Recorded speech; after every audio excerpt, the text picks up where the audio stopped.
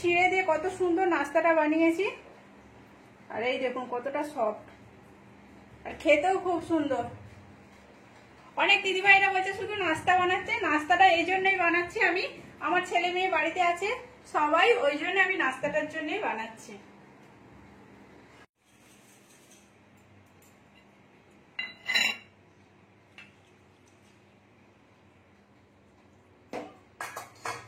নমস্কার বন্ধুরা, বাঙালি কুকিং এ সবাইকে স্বাগত। সবাই ভালো আছো, আমিও ভালো আছি। আজকে আমি একটা রেসিপি শেয়ার করছি আপনাদের সাথে, নতুন রেসিপি।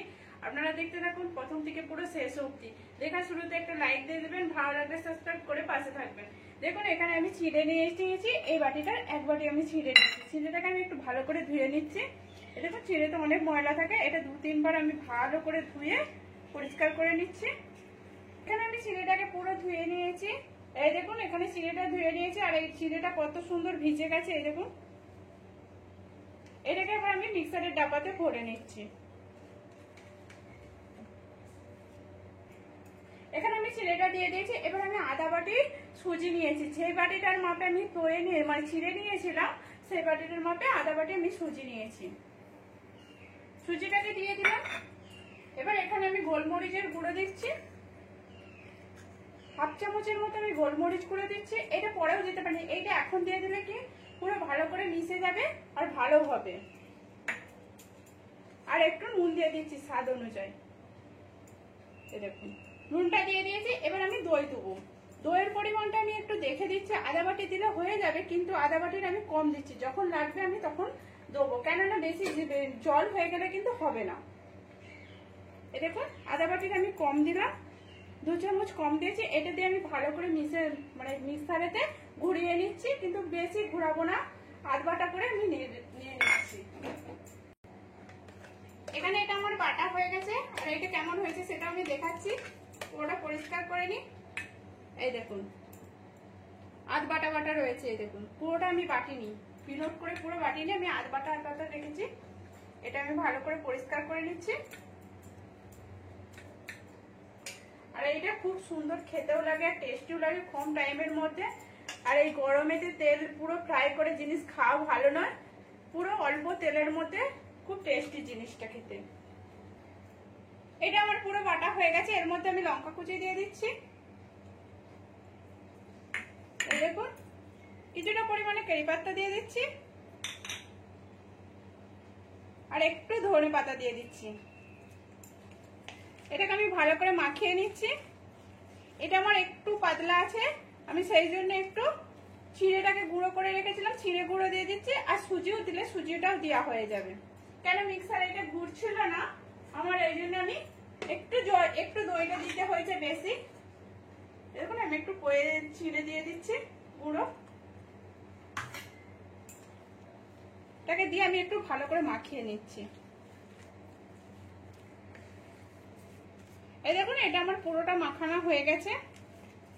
আর এইটা যে আমি চিড়েটা দিলাম এর অনুযায়ী কিন্তু নুন দিতে হবে, নাহলে কিন্তু ভালো লাগবে না।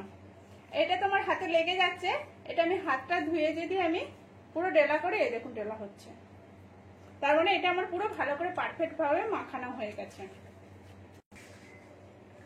এখানে আমি যে জালিটা নেবো সেই জালিটার মধ্যে এই দেখুন ছেদা ছেদা রয়েছে, দুধ জালি বলে এটাকে। এটাকে আমি ভালো করে তেল মাখিয়ে নিচ্ছি। আর এইটার মধ্যেও কিন্তু আমি তেল নিয়েছি, সেটা আমার স্কিপ হয়ে গেছে ভিডিওতে। এই দেখুন এবারে আমি হাতে একটু তেল আছে, সেই হাতটা দিয়ে আমি গোল পাকিয়ে নিচ্ছি। এই দেখুন ভালো করে গোল পাকিয়ে নিচ্ছি। গোলটা আমার হয়ে গেছে।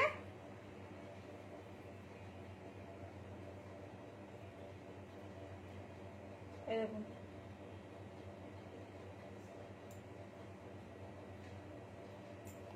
এরকম করে আমি বানিয়ে নিয়েছি, কিন্তু এটা প্লেটে রাখলে এটা চলবে না, যেটা তেল মাখিয়েছেন তার উপরে রাখবেন, কেননা পুরো জড়িয়ে গেলে তখন আবার বানাতে হবে নতুন করে। এরকম করে আমি পুরোটা বানিয়ে নিচ্ছি। এখানে আমি জল বসিয়েছি, জলটা আমার গরম হবে, এটাও আমার হয়ে যাবে, ওখানে জলটাও আমার গরম হয়ে যাবে। এরকম করে আমি পুরো সবগুলো বানিয়ে নিচ্ছি। এখানে আমার বানানো হয়ে গেছে, এখানেও আমি জলটা ফুটছে, এই দেখো টক করে জলটা ফুটছে। এবার আমি এটা বসিয়ে নিচ্ছি। বসিয়ে এবার আমি ঢাকা দিয়ে দিচ্ছি, গ্যাসটা একটু কম করছি। 5 মিনিটের মতো আমি হতে দেবো, 5-10 মিনিটের মতো। বাদ বাকিগুলো ওরকম করে বানিয়ে করে নেবো। এখানে আমার 10 মিনিট হয়ে গেছে।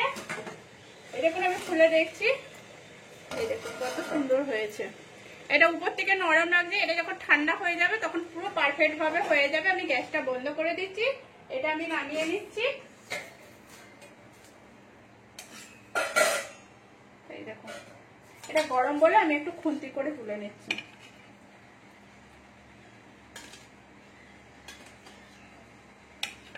এই দেখুন এরকম করে পুরোটাই তুলে নেবো। আর এটা ঠান্ডা হতে হতে আমি এর মধ্যে যে তরকারিটা লাগাবো আর এটা টেস্টি হওয়ার জন্য আমি মশলাটা যে বানাবো সেটা আমি বানিয়ে নিচ্ছি। এটাও ঠান্ডা হয়ে যাবে। আর এখানে আমি মশলাটা বানানোর জন্য কড়া বসিয়ে নিচ্ছি। কড়াতে আমি তেল দিয়ে দিচ্ছি। তেলটা একটু আমি গরম হতে দেবো।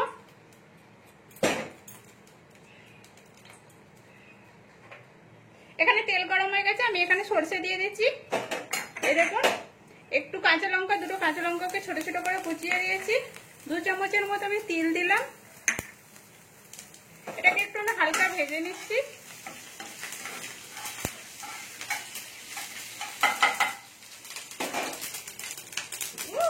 সরষেগুলো আর একটু নারকেল কুচি আমি দিয়ে দিলাম। নারকেল এটা গুঁড়ো করা, এটা একটু ভাজিয়ে নেব।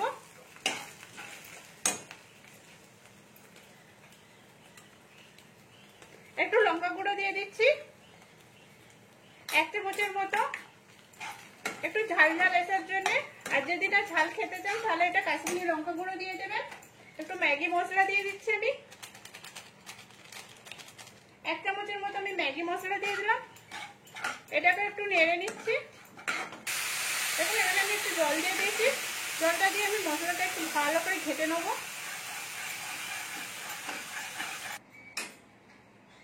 এখানে আমার পুরো এটা বানানো হয়ে গেছে আর এটা ঠান্ডা হয়ে গেছে। এখানে মশলাটা হয়ে গেছে, এর মধ্যে আমি একটু লেবু দিয়ে দিচ্ছি। আধখানা লেবুটাকে একটু নিচড়ে দিচ্ছি, দিয়ে আমি একটু ভালো করে ঘেটে নিচ্ছি এর সাথে, মশলাটার সাথে। আর আপনাদের সাথে একটা জিনিস শেয়ার করছি, এত গরমে তো আমরা যে ভিডিওটা বানাচ্ছি, ভিডিওটা শুরুতে একটা লাইক দিয়ে ভিডিওটা দেখবেন, আমাদেরও ভালো লাগবে আর খুব খুশি হব ভিডিওটা বানানোর জন্য। দেখুন এখানে আমি সবগুলো দিয়ে দিচ্ছি। আস্তে আস্তে এটাকে আমি ঘেটে নিচ্ছি।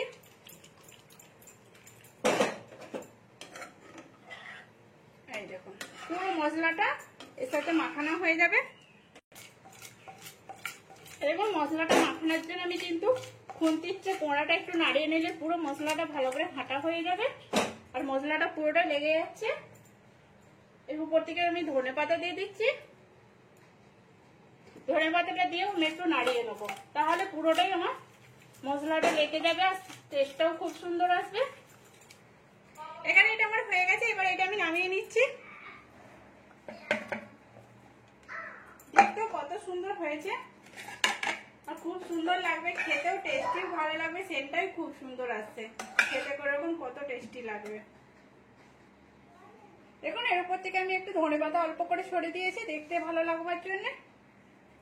আর এটা আমার পুরো কমপ্লিট হয়ে গেছে। দেখুন কত সুন্দর হয়েছে। আর এটা আমি ভেঙেও দেখাচ্ছি। দেখুন ভিতরটা কত সুন্দর নরম আর কতটা সফট, দেখতেও ভালো লাগছে, খেতেও খুব সুন্দর লাগবে। প্লিজ আপনারা একবার বাড়িতে বানিয়ে দেখবেন, কেমন হয়েছে সেটাও কমেন্ট করে বলবেন। ভালো লাগলে লাইক করবেন, শেয়ার করবেন, সাবস্ক্রাইব করবেন আর পাশে থাকবেন। এই দেখুন।